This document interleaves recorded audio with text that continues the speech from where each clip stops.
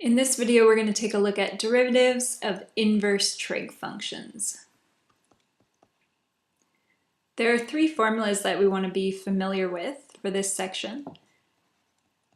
The derivative of arc sine x is 1 over the square root of 1 minus x squared. The derivative of arc cos x is negative 1 over the square root of 1 minus x squared. And third and final formula that we need, the derivative of arctan x is 1 over 1 plus x squared. So the best way to get used to these formulas is just to try a bunch of different problems, get used to applying the formulas. So let's do a few quick examples to get warmed up here. We're going to find f prime of x, and for part A, let's say our function looks like f of x is arc sine of 3x squared.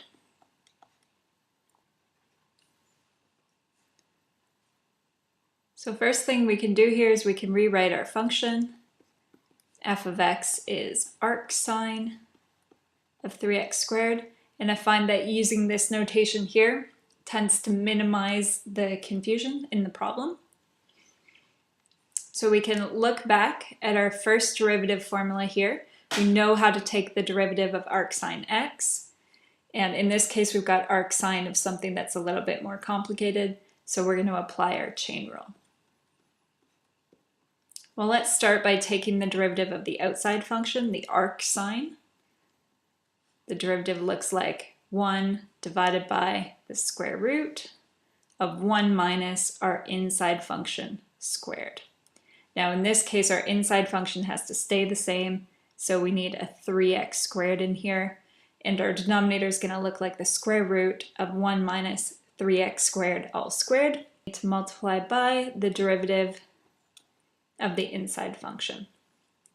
So I'll just write down what we've done here. We had the derivative of the outside function. It's important that we keep the inside function the same. So that's why we have this 3x squared here in the brackets. And then we multiply by the derivative of the inside function. So that is our chain rule in action.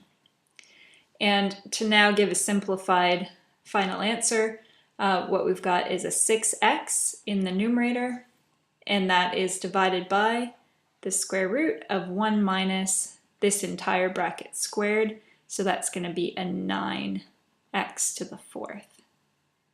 Okay, and it's fine to leave a square root in the denominator when you've got variables in that square root. So that's a good final answer right there. All right, let's try a part B with a different function here. Let's say now f of x is equal to arctan of 5x. And the problem is still just find the derivative. So we may want to rewrite our function here. F of x is the same thing as arctan of 5x. It's just that this notation here tends to cause less confusion, so I prefer to write it this way. And we can jump into our derivative. Well, according to the formulas that we wrote out earlier, whenever we're taking the derivative of the arctan function, the derivative is going to look like 1 over 1 plus our inside function squared. And in this case, our inside function is a 5x. So that is the first part of the chain rule. We took the derivative of the outside function, leaving the inside function the same, and then we need to multiply by the derivative of the inside function. So there's another example of the chain rule. And to clean up our answer, we've really got 5 over 1 plus 25x squared. So that's a simplified version of our answer. Well, let's now try a problem that's a little bit more challenging.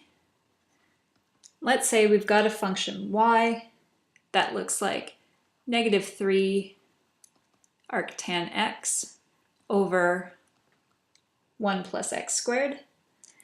And let's try to find dy by dx evaluated at x equal negative 1. So let's get started on our derivative here. Let's notice that our function y looks like a quotient. It's one function divided by another. So we're going to need to set up our derivative using the quotient rule. And the best way to get started with the quotient rule is just to remember to start with the denominator. So we'll grab the denominator, 1 plus x squared. We need to multiply that by the derivative of the numerator. So derivative of the numerator looks like negative 3 times the derivative of arctan x, which is 1 over 1 plus x squared. Okay, and then according to the quotient rule, we need to subtract off the numerator times the derivative of the denominator, which is 2x. And then still according to the quotient rule, this all has to be divided by the denominator squared. So we've got 1 plus x squared all squared in our denominator. Now, before we plug in, we should see if we can simplify this a little bit. And looking at our first term, notice that we've got a factor of 1 plus x squared in the numerator and another factor of 1 plus x squared in the denominator. So those guys cancel, and our first term on top just looks like a negative 3. Then continuing to our second term, well, we've got a double negative there first of all, so we're going to have plus. Let's bring the 2x forwards and make it 6x times arctan x. Okay, and that is all divided by 1 plus x squared squared. Great, so now that we've got a little bit of simplifying done, let's see if we can plug in. And remember, we wanted to find our derivative at the point where x is equal to 1. So let's plug in and see what we've got. It's going to look like negative 3 minus 6 times arctan of negative 1.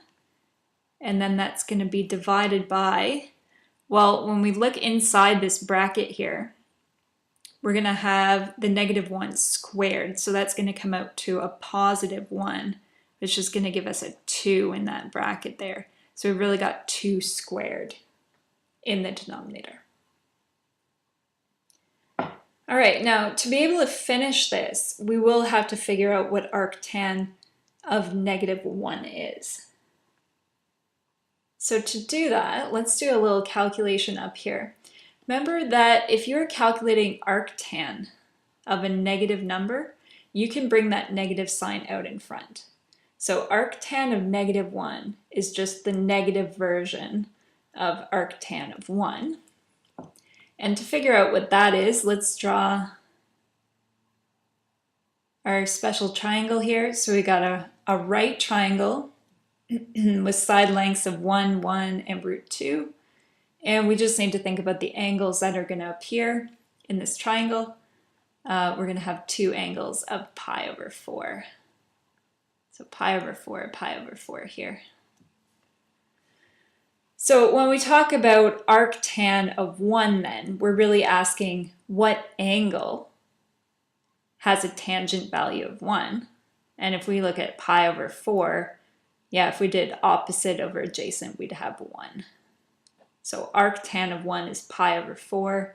That means really arctan of negative 1, which is what we're looking for, could be negative pi over 4. So what angle gives us a tangent value of negative 1? That's going to be negative pi over 4. All right, so with that information, let's go back to our derivative. We're finding dy by dx evaluated at x equal negative 1. And let's plug into our expression here. So we'll have negative 3 and then minus 6 times negative pi over 4. And that's all divided by 2 squared. So all divided by 4. Okay, now just a little bit more simplifying here to finish up. We've got a -3, and then over in our second term here, we've got a double negative, so we can just write plus. And then a little bit of cancellation that we can do here because we got common factors of 2 in the numerator and the denominator. So let's write this as plus 3 pi over 2, and that's all divided by 4. Now, this answer looks a little bit weird because we've actually got a fraction in the numerator here. So to get rid of that, let's imagine multiplying the numerator and the denominator through by 2. Okay, if we want, we can put brackets around the numerator just to make that a little bit more clear that that 2 has to apply to the entire numerator. And we'll have -6 plus 3 pi all over 8. So just like that, that looks great as a final answer. You may also choose to factor out a 3 from your numerator, and it would be a little bit more common to write the positive term first. So we could write it as 3 times pi minus 2 all over 8. So either of these are looking good as a final answer.